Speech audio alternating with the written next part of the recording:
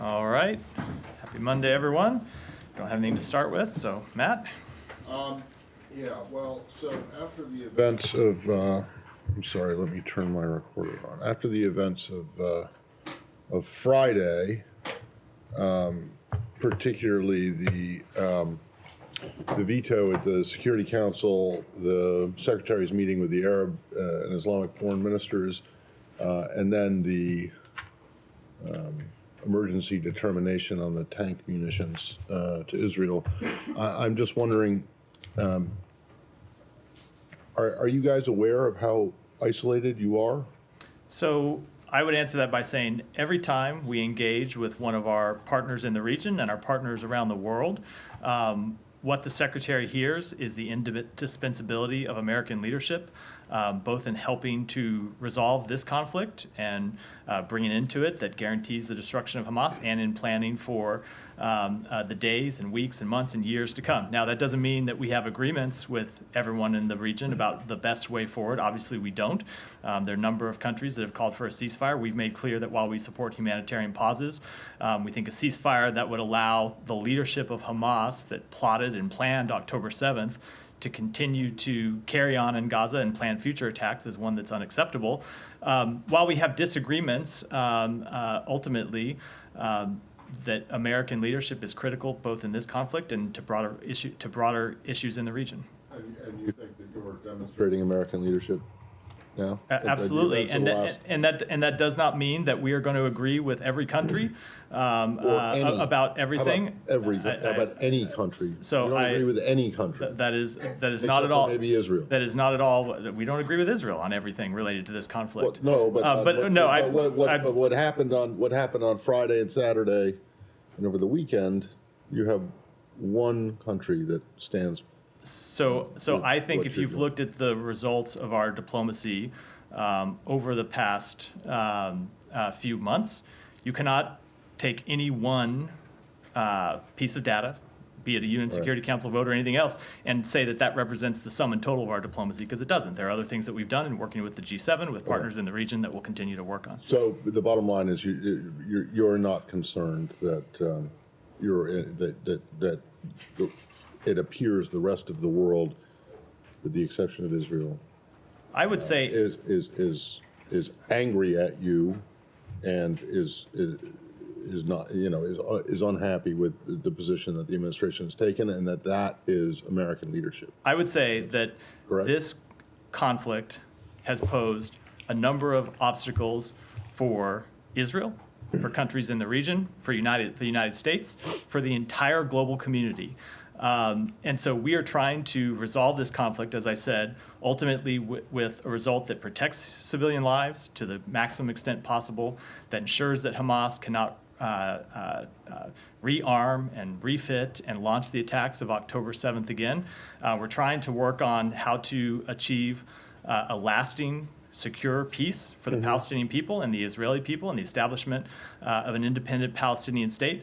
And we are engaged every day, from the president and the secretary on down. And I will say that even when we have policy disagreements, including sometimes very serious policy disagreements, every country that we engage with says they want to see America engage. They want to see America engage both in helping to manage this conflict, and helping to prevent the conflict from spreading, and helping to plan for post-conflict governance in Gaza and beyond. So I know that's a long way of answering. The point I'm trying to make is you can't take a disagreement at the Security Council or a disagreement over pieces of the policy and I think impute broader, broader trends from that, other than to say that, of course, this conflict is posing challenges for every country in the world. It's posing very serious challenges, of course, to the government of Israel, and posing very severe difficulties to the Palestinian people. That's I think the first order question. For the United States, we're going to continue to try and stay involved because we think it's in the interests of Israel, the Palestinian people, broader regional security, and of course the security of the United States. Last one. You're very fond of saying, you and every previous administration I've covered, very fond of saying, in terms of numerous conflicts, almost every conflict around the world, that there is no military solution to this.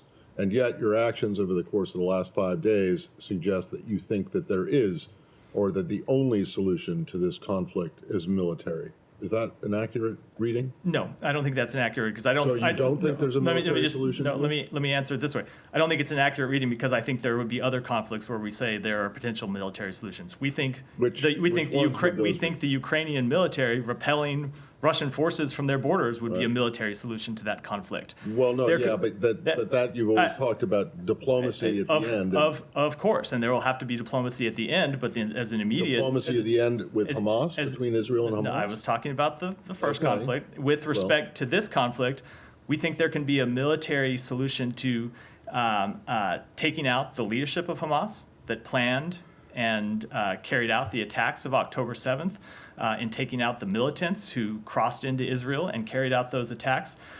Ultimately, there is not a military solution to the broader issues between the Israeli people and the Palestinian people. That is something that cannot be solved militarily. It has to be something that is solved eventually, in our judgment, with the establishment of an independent Palestinian state. Okay, thanks. Mary, go ahead. Hi, Matt. I have a couple of things. This administration earlier this year unveiled an overhauled arms export policy with increased emphasis on human rights.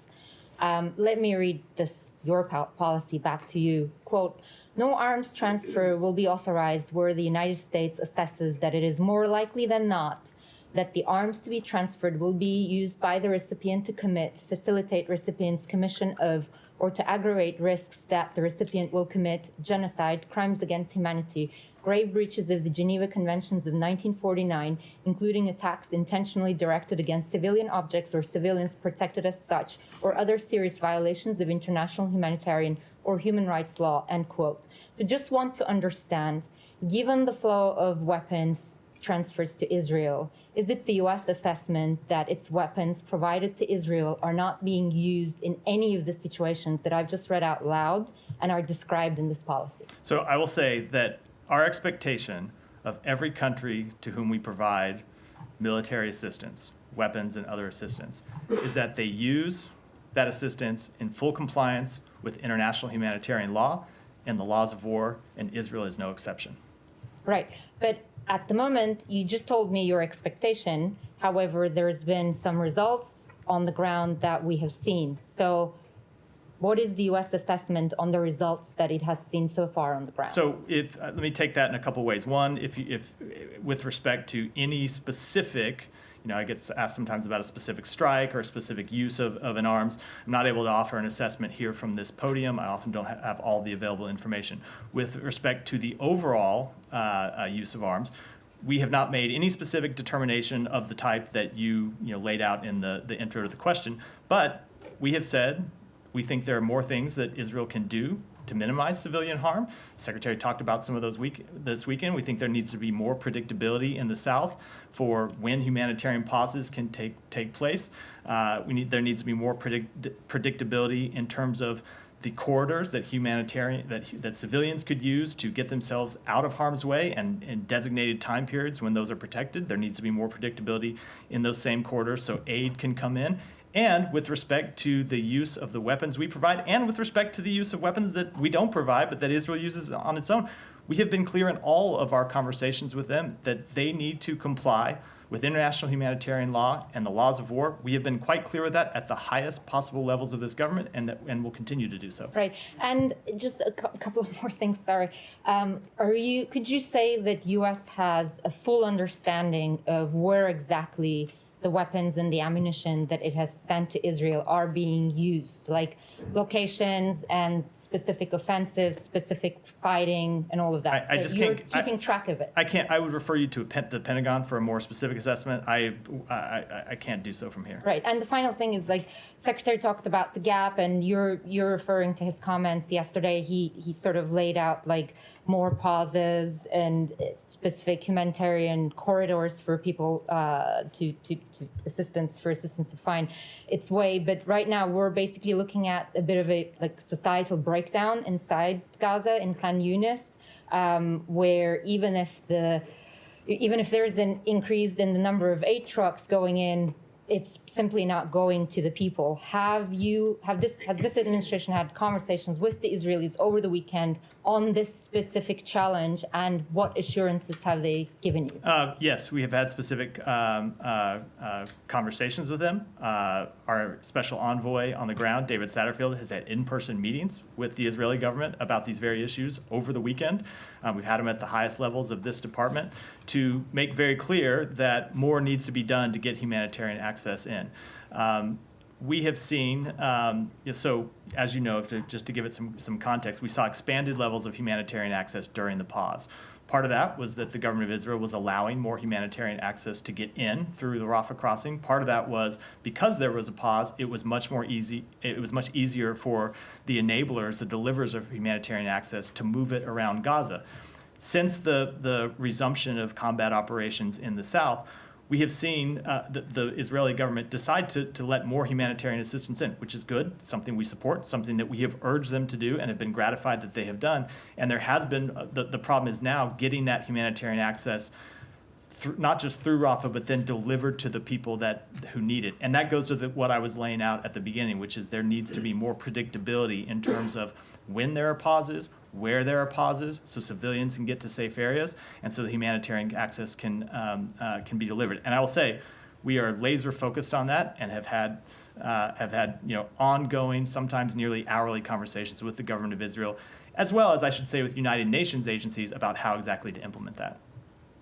Jen? Matt, can I follow up? You and the Secretary have laid out these additional steps you'd like to see Israel take, but have you given them any ultimatum to actually take those steps? Will there be any punitive measures if they continue to refuse to do so? So I am never going to speculate about what steps we might take in public. I will say that if you look at the totality of the Secretary's engagements with the government of Israel, on his first trip to the region, went to Israel, went around the region, came back and said to the government of Israel, we need you to open Rafah Gate to allow humanitarian access in.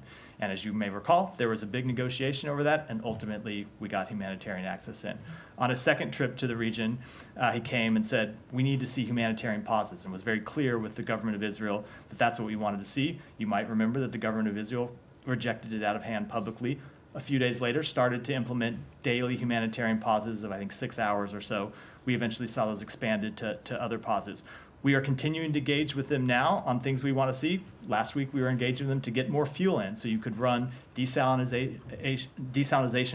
plants, so people get water, so humanitarian access could be delivered. And I think, as you know, initially there was a reluctance to allow a certain amount of fuel in. That level of fuel has gone up. So the approach that we have taken of conducting intense diplomacy and then sometimes having some very direct, candid conversations with them about what our expectations are and what we want to see done has delivered results. Does that mean there's not more to be done? Of course not. There is very much more to be that can be done, and we will continue to engage with in these conversations with them. But Matt, I mean, international humanitarian groups, these ministers he met with on Friday, are saying there's not time for this incremental approach. There's not time for this to take weeks and weeks to play out. So are you putting additional pressure on them to say, like, this needs to be done in the coming days, the coming hours, as the situation on the ground is completely collapsed? We do not want to see it take weeks. We share those concerns about the situation on the ground, which is very, very difficult, extremely difficult for civilians right now in Gaza to access the food, the water, the medicine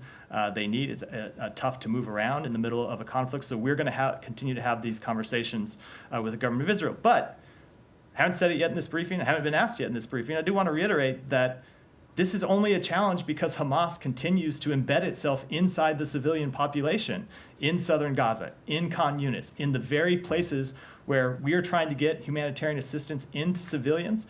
The reason it is so difficult to do all this is that Hamas will not vacate its tunnels. Hamas will not stop hiding behind civilians. Hamas will not lay down its arms. So we always need to remember that the situation that Israel is operating in is really unprecedented in trying to conduct urban warfare in this very dense environment where you have an opponent who just carried out a brutal terrorist attack and is committed to carrying out more terrorist attacks, continues to hide behind the civilian population. Now, that in no way lessens Israel's responsibility, and in no way lessens our commitment to be very clear with Israel about what their responsibility is. But I do think we have to remember that That's what makes this thing so difficult from the beginning. I have one more on Israel and one on Yeah. a separate topic. Photos emerged, I don't think you've been asked about this at the podium. Photos emerged last week of Israeli forces detaining, blindfolding, and having stripped down men in Gaza. Does the State Department have any comment on this? Do you think it's appropriate for such images to be taken? Do you agree with the Israeli assessment that these were Hamas fighters, given there are people who are saying these are normal civilians, family members? So those images were, we found those images deeply disturbing, and we are seeking more information, both about the nature of the images and, of course, why they're public in the first place. Have you gotten any responses from the We are Israeli seeking more government? information. I don't have a response at this point. And can I ask on a separate topic? Yeah, of course. Alexei Navalny's team says he has been missing for several days. They have no idea where he is. Does state have any information on his whereabouts or what's going on there? We do not have any information about his whereabouts. We are deeply concerned for Mr. Navalny's well-being after his lawyers have stated that they have not been able to contact him for almost a week now, and after he did not appear at his scheduled court appearance today. We have communicated to the Russian government that they are responsible for what happens to Mr. Navalny while he's in their custody, and they will be held accountable by the international community. We have repeatedly joined Mr. Navalny's family, his colleagues, supporters around the world in calling for his immediate release without conditions, and for the Russian government to end its continued repression of independent voices in Russia who are subject to relentless harassment and intimidation for exercising their human rights, and will continue to follow the cases of everyone in Russia who has been illegally detained. Sorry, quick clarification. You've communicated that message to Russia since the news of him We going have. missing? We have. And at what level was that communicated? I don't have a specific readout. Can I mean, I'll come in. Jennifer's, picture. Saeed, Okay. I'm going to call on. I'll come. You Well, know, every day I come to you. So go ahead. I know you do. I wanted to ask a slightly different version of what Humaira has been asking about, and to specify that this is without regard to internal deliberations, specific attacks, any formal determinations the U.S. may have made. Is the U.S. collecting any information about whether war crimes have been committed in Gaza by either side? So we are monitoring everything that happens in this conflict.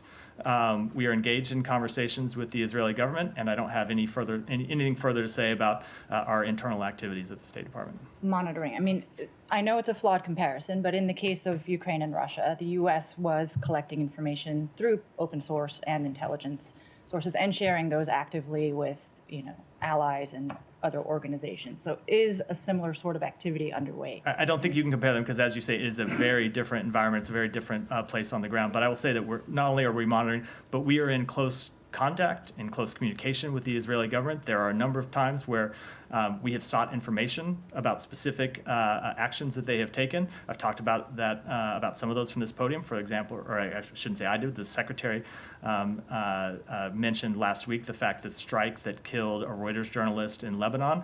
Secretary said that we have communicated our interest in finding out what happened to the Israeli government, and they've said that they are investigating it. We think that's appropriate, and we'll continue to have those very direct conversations. Okay, specifically on the question of war crimes, I mean, the U.S. believes, I assume, that there needs to be accountability if it is determined that war crimes are committed again by either side. Of course. And is the U.S. interested in being a participant and arbiter of this, or if not, is there another country or body the U.S. is interested in? I just don't want to address a hypothetical. All right, I have others that I hope you'll come back to. Okay, I'll come back. Said, go ahead. Thank you. I just want to follow up very quickly on the issue raised by Jennifer on the picture of the men stripped down and so on. You agree with the spokesman for the Israeli government who said, this is the Middle East and it gets a bit warm. That's why they just. So I haven't seen that. You haven't? Okay.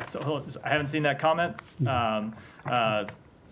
So I don't want to comment in specifics, but I would say that is certainly not a sentiment that we would agree with. We always have been clear with Israel about the necessity of acting in full compliance with international humanitarian law, and that does require that it protects civilians and treat detained individuals humanely and with dignity. I have a couple more questions. The Saudi foreign minister suggested that the Palestinian foreign minister, Riyad Malki, was basically given a gag order that he could not speak in Washington. Could you clarify this?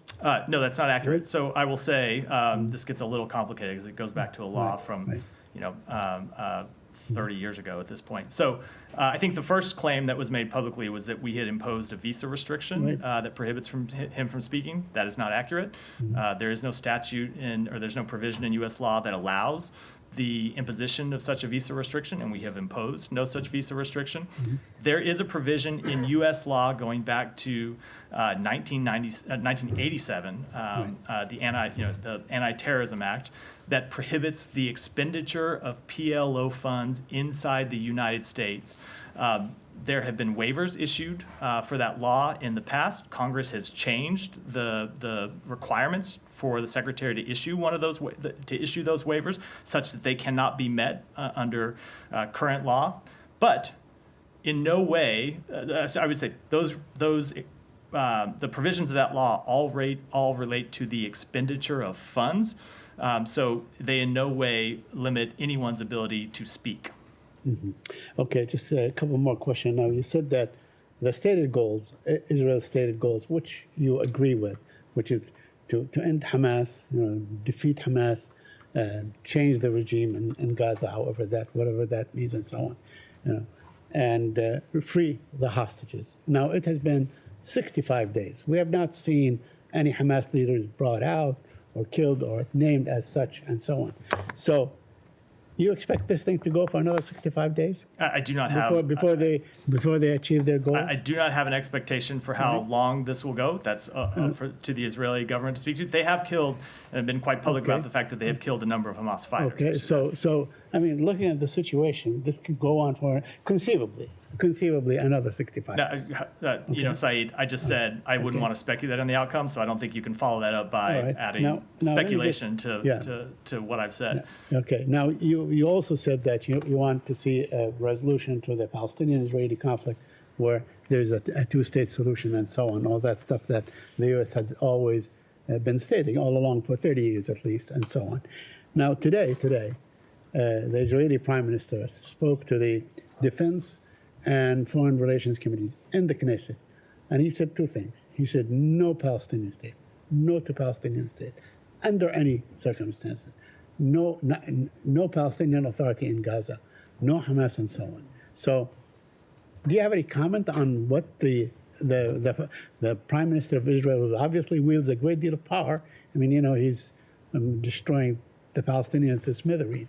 Do you have any comment on what he said? I think I said earlier in this briefing that we don't agree with Israel on everything, and certainly this would be an example. The Secretary has been quite clear on what our goal is for post-conflict governance. The president has been quite clear that we want to see the Palestinian Authority reuniting the West Bank and Gaza.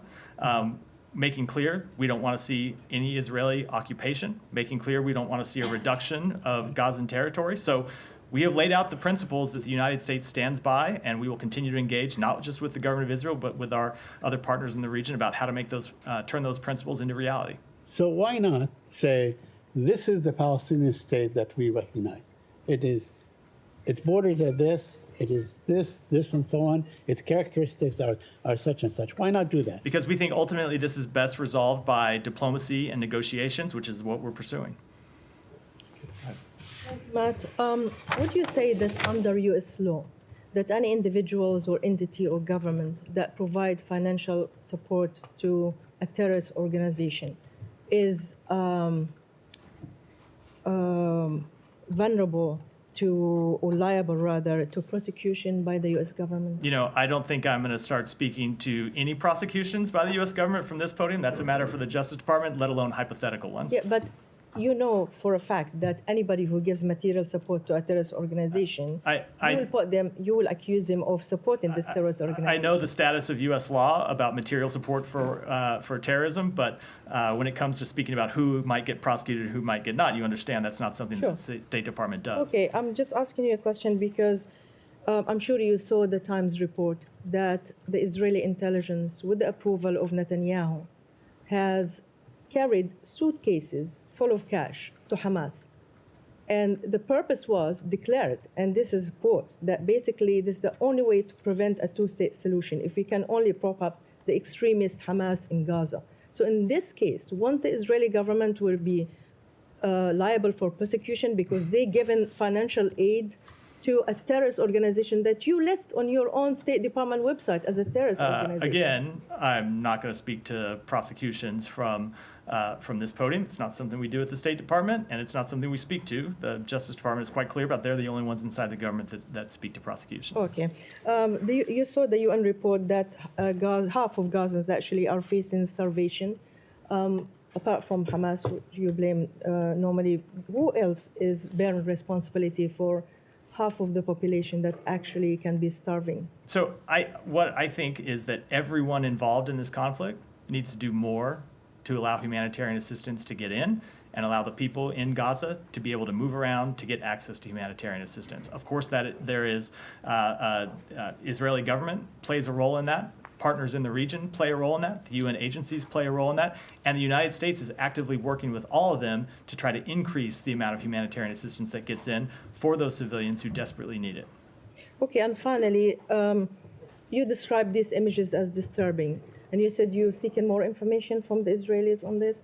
But actually, by definition, according to the Geneva Convention, if an army, which is in this case, these videos were released by the Israeli army, filming a civilian population, we know some of them are civilians because some of our colleagues, including journalists, were among them. You take pictures of them and you put them publicly, that's already a violation of the Geneva Convention and how do you treat prisoners of war. So why do you need to seek more information where you can actually condemn Because, this as a violation of international law? Because all we've seen are the images, and as I've said, we're seeking more information about both the status of those individuals, the status, the circumstances in those videos, and how ultimately they became public, which is very relevant to the very question you asked. Michelle, go ahead. Thank you. I have a couple of questions, if you don't mind. Did the U.S. first warn the Iraqi Prime Minister al-Sudani of harsh consequences if Iraq does not act to stop the attacks on American and American facilities in Iraq? So what I will say is that we have had conversations with the Iraqi government, and that includes the secretary who traveled to Iraq several weeks ago to meet in person with Prime Minister Sudani, and then had a phone conversation with him a little over a week ago to speak about a number of things. But one of the things he made very clear in that conversation is the same thing our ambassador has made clear, and the same thing others in the U.S. government have made clear, that U.S. forces are in Iraq at the invitation of the Iraqi government. They're there conducting an anti-terrorism mission that benefits the Iraqi people.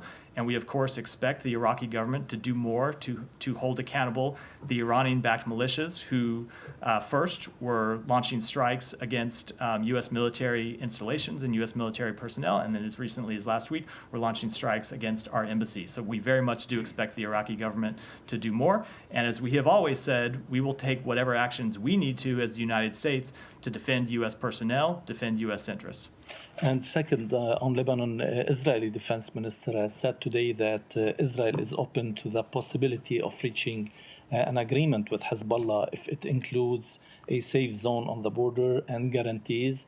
Do you have any comment on that? Will the U.S. mediate between Israel and Lebanon to reach such agreement? So I'm not going to comment specifically on that report or on that proposal, but I will say that one of our goals from the beginning of this conflict has been to prevent it from widening, and that, of course, includes from widening northern Israel into Lebanon.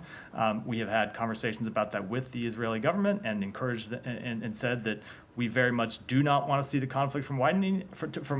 We do not want to see the conflict widen, and have had conversations with other partners in the region, and we would support, I won't say anything, but we would support steps that would achieve that goal. And are you aware of any ultimatum that the Israeli government issued to Lebanon or to the Lebanese No, government? I'm not. Thanks. Go ahead. Yeah, thank you, Matt. In light of a recent Jerusalem Post report about a UN agency, UNRWA, school teacher in Gaza holding a hostage captive in an UNRWA school, as well as teachers at UNRWA schools in Gaza, praising the attacks on social media with ties between Hamas terrorists and the agency schools. Is President Biden now willing to defund this terrorist UN organization, UNRWA? And I have a follow-up. So I would just say, with respect to that first report, we saw that report. We sought information from UNRWA about it. I would add that, to our knowledge, that report has never been verified. Certainly, if that were the case, we would expect accountability for the individual involved. But I do want to speak about UNRWA specifically. UNRWA is providing life-saving work for Palestinians right now under very difficult circumstances. We've seen, I think it's more than 100 UNRWA staff killed during this conflict, while they are out trying to get food and water and medicine to the Palestinian people. The work that they are doing is essential. It is saving lives. The United States continues to be the largest donor of humanitarian access to the Palestinian people. We continue to support UNRWA for the work that it's doing, and will continue to do it because they are, I will say, as I said a moment ago, actually they're on the front lines. UNRWA staff putting their lives at risk to get food, water, medicine to children, to babies, to civilians. So we absolutely support the work that they're doing. Okay, in light of that Jerusalem Post report, of 100 Hamas terrorists confirmed to have graduated from UNRWA schools, what level of terrorist involvement with UNRWA will it take to motivate President Biden to condemn the UNRWA terrorist organization? So we always condemn terrorism, and I think that's pretty clear just based on what you hear me say from this podium every day and what you've heard me say about Hamas since October 7th. But I do want to reiterate what I said about the life-saving work that UNRWA is doing and how important it is that that work not just continue, but that it be expanded. We would welcome other countries increasing their levels of support to UNRWA because we really do think the work they're doing is essential. Go ahead. Yeah, go ahead, Jan. Thank you.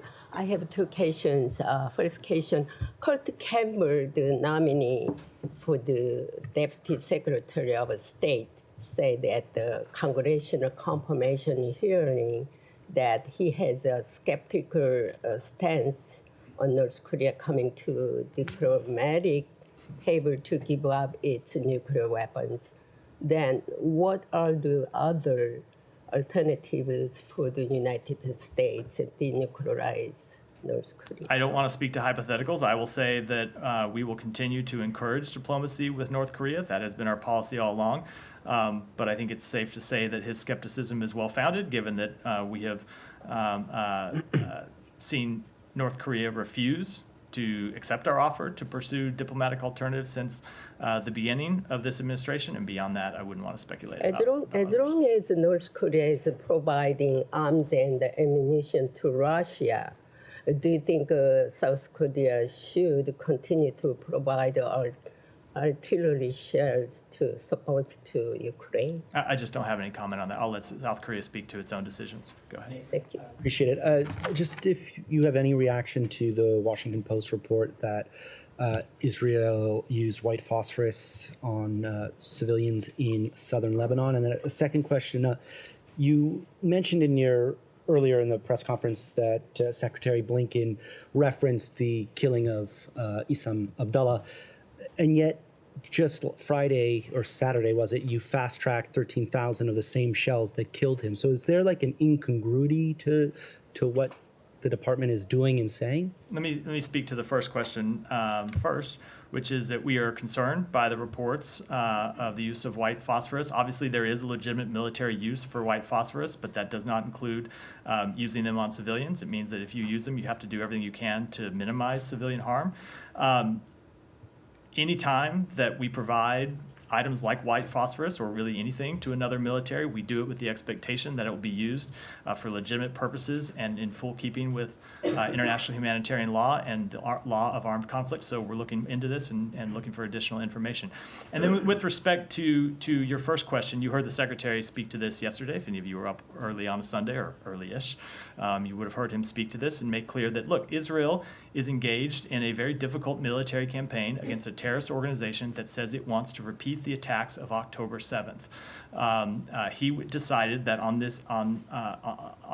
with respect to this sale, this was a munition that they needed on an urgent basis, and so it necessitated an emergency authorization to provide those munitions. But that doesn't not in any way lessen their obligation to act in full compliance with international humanitarian law.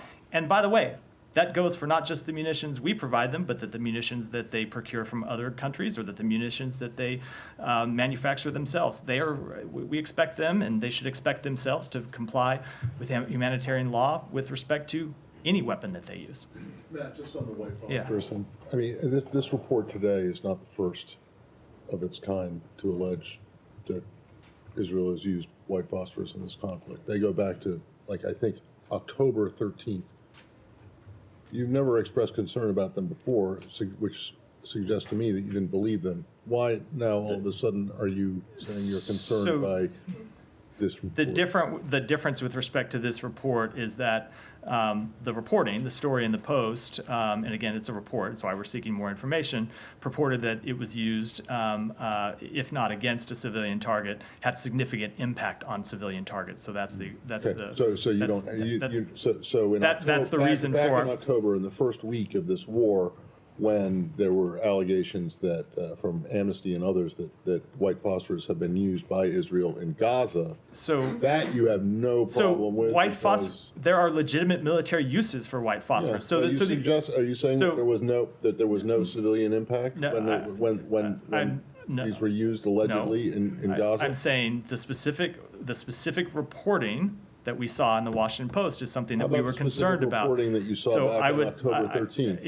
If you want to refresh my memory about what that specific report is, I'll send it to you. I would be glad to I'll look at it. send it to you. I looked but it up was because the- I was surprised but that it was- John Kirby said the exact It same was the thing that you specific did. details in this story that we found concerning and why we're seeking more information about it. Okay. Go ahead, Can I Mary. ask a clarification on what you said about Islam? Because I just checked Secretary Blinken's comments from Thursday. He says it's my understanding that the Israelis are carrying out an investigation. But I think you said that the United States government has actually sought information about the incident after our story has come out. Is that right? We engaged in a conversation with the Israeli government. They told us that it's under investigation. Right. Correct.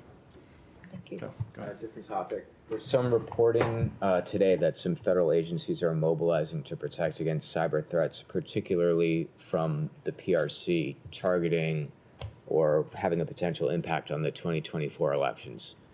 Was this brought up at all in the bilaterals in San Francisco? So I'm not going to speak to everything that's brought up in bilaterals, but you may recall there have been other reports of Chinese cyber activity previously this year, around the time that the secretary was engaging in meetings with his counterpart, Wang Yi. And as we said at the time, Chinese cyber activities are something that we typically raise in our meetings with them and have done so for some time. Can I just directly related to that? Yeah, go ahead. Just because in recent reporting about Chinese military cyber actors embedding in some critical U.S. infrastructure, it was noted in that report that President Biden, in his bilateral with President Xi, did not raise that topic. So just specifically on that issue, has Secretary Blinken in his recent interactions raised what is now known to be a significant Chinese presence in some critical U.S. infrastructure? I just don't want to give a specific readout about what our private diplomatic conversations, but this is an issue that we have raised on a number of occasions with the Chinese government. We have long been concerned about their cyber espionage and other intrusive cyber techniques. Can I go back for an update Yeah, on aid coming in and Americans coming out? Can you just give us, since it's been a few days, the latest figure of Americans who have gotten out of Gaza and they're still waiting to leave? Sure. The number of Americans, and again, it's American citizens, legal permanent residents, and their family members. I know you know that, so just I can see you shaking the head, but I always have to give the qualifier just so it's clear what I'm talking about. Over 1,200 who have made it out now, and there are somewhere around 900 who are remaining. And to circle back on those reports of a potential American casualty, somebody who is waiting to leave Gaza. Have you We verified still those have reports? not been able to confirm it. It's something we're trying to do. I had a follow-up conversation with someone today trying to get more information and confirmed that no, we have not been able to track down any further details or confirm that, in fact, that there's an American citizen who died Have you in Gaza. enlisted the Israelis in helping verify that? We have tried, I don't want to speak to specific methods, but we have tried a number of different avenues to try to confirm whether this person indeed died. The safety and security of any American citizen anywhere in the world is our first priority. It's of utmost concern. We're actively trying to confirm information and just haven't been able to do so as of yet. Okay, and Let's go back. Maybe two more. No, I just want to go back to this white phosphorus thing because I pulled it up. Right, this is the. I'm just going to read you the first sentences. Amnesty International's crisis response program gathered compelling evidence documenting the use of white phosphorus artillery shells by the Israeli army in densely populated civilian areas in Gaza. again, That didn't bother you. again, You I weren't don't concerned. You didn't know. express Let me. concern then about that. I don't know This this. is- So I'll send it. I to know, you. but I don't know the specifics of whether people were evacuated from those areas before they were used. I don't know any of the specific. Does it matter? Certainly, This is October 13th. certainly would matter if People people, were if people, just say if people had moved out of an area and you were only there were only military tech, of course it would matter. I would say, Matt, but let me just say, anytime that we saw white phosphorus being used in a way that would harm civilians, of course it was something that we would be concerned about, which is why when we saw the reports in the Post, we said that it's something we found concerning and are seeking Well, more I'm just information curious about. as to why you didn't find it concerning the first time it was reported. So October 13th, I think I was on a trip to the Middle East, not I standing was here too, at this podium taking well, questions. okay. Had I been here and you asked me questions, maybe I would have said that. Sorry, can I Yeah, ask go a ahead. clarification on your clarification? Because Clarification of my clarification. Yeah, because engaged in conversations is like diplo speak, and it's just when the U.S. government, when you guys saw the Reuters investigation about the killing of Issam Abdallah by Israeli tank fire, did you ask a question to the Israelis? Like, what is engaged in conversations? I am not going to get into those private diplomatic conversations, but we saw the report. We wanted to have more information about it. We engaged with the Israeli government, as we do quite regularly with these types of reports, and we're told it was under investigation. But was the question about targeting of journalists, or was it whether they were the same shells that are provided by the U.S.? What was the? I'm not going to question? speak to this specific engagement, but we regularly engage with them about the importance of engaging in international humanitarian law, the importance of doing everything they can to minimize civilian harm, and that of course includes journalists. And did they give you a time frame on when their investigation about I'm them just and not all of the other that is journalists that were wounded that is a would be question. completed? That is a question for them to answer. It pertains to their investigation. Go ahead. Matt, thank you. Mark Stone from Sky News. Can I just return to the images of the Palestinians stripped and in the back of vehicles and seemingly handing in weapons? Why not just condemn the images now? Why wait for an investigation as you've asked for? As I said, we found them deeply disturbing. I just don't have any additional comment on it. But can I follow up? Is there any circumstance in which those sorts of images would be acceptable? Again, we found them disturbing. I don't want to discuss other potential circumstances. We have found them disturbing. We've asked them to clarify the circumstances of these detentions, and we're going to look to them to provide those details. And how long will you wait before? Okay, can I ask again, that is how long it will take is a question for them. We have pressed them for details about these circumstances. We expect them to provide. Okay, because the reason I ask is because on many different moments over the course of the past however many weeks it has been, we've heard the American administration say we've asked for, we're concerned, or we've asked for clarification, we've asked for more detail, and yet the moments keep coming. And I wonder, is it actually the case that you are behind the scenes actually not that worried about Israel's tactics, its military tactics on the ground? So let me just or have you lost all leverage with a close ally? So I appreciate the gotcha nature of the question. Let me Matt, genuinely, it's not. It's not. Sure. I'm not. No. I want to be clear. Genuinely it is, but that's okay. It's fair. It's not a gotcha moment. If you stop, I'll answer the question. Sure. I answer questions of all types. I will say that you should take our words at face value. When we're concerned about something, it's because we're concerned. And when we say that we have direct, candid, sometimes quite difficult conversations with the Israeli government, it's because we do. And I will go back to something that I said earlier in this briefing. When you look at the totality of our engagement with the Israeli government over the course of this conflict, there have been a number of times where we went to them and said, this is an action we need you to take.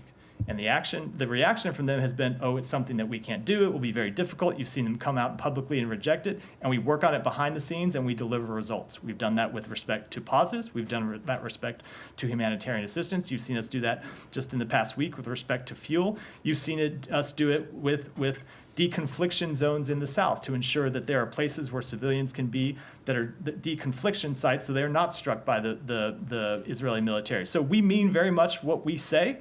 We follow up with the Israeli government. Sometimes things don't move as quickly as the public would want. They don't move as quickly as we want. but we engage with them on these tough conversations because we care very much about getting this right. We care about protecting civilians. We care about getting access to the care that they need. And so we will continue to engage with the Israeli government at all levels on all of these issues. So Go ahead. lastly, if I could Okay. That's a lot. Thank you Go ahead. very much, Matt. I want to dedicate this question to my father, a journalist who started the Frontier Post 40 years ago from Peshawar, who passed away 2 days ago. Both the questions are dedicated to him. Number one question is Pakistan and Afghanistan relations are going down. Imran Khan even wrote a special letter about it from jail the other day, where he said that the relationship are going very down, and the way Pakistan is kicking out the Afghan is very disrespectful. And my father personally played a very positive role in bringing peace during the civil war days in Afghanistan. Is the U.S. at all concerned about the relationship going bad? So first of all, let me just start by offering my condolences to you. I obviously didn't know your father, but he sounds like an incredible man, and I'm sure it's very tough for you and your entire family to lose him. So my thoughts are certainly with you at this time.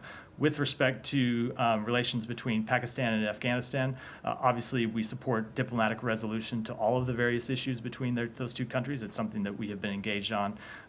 We've detailed the substance of some of those specific engagements over the past few weeks, and we will continue to do so.